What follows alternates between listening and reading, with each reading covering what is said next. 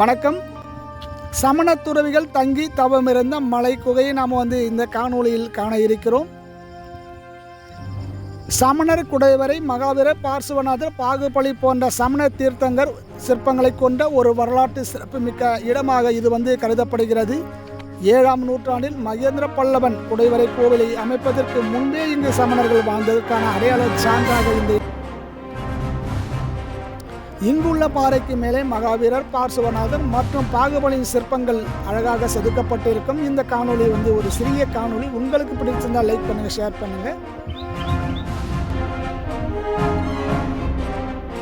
வரலாற்று சிறப்புமிக்க இந்த இடம் அமைந்துள்ள இடம் திருவண்ணாமலை மாவட்டம் வந்தவாசி செய்யமங்கலம் என்ற கிராமத்தின் மலையடிவாரத்தில் அமைந்திருக்கிறது. இங்கு போனோன்னா பஸ் வசதி எல்லாம் கிடையாதுங்க. 2 வீலரில் மட்டும்தான் போக முடியும். வீடியோவை லைக் பண்ணுங்கள், ஷேர் பண்ணுங்கள்.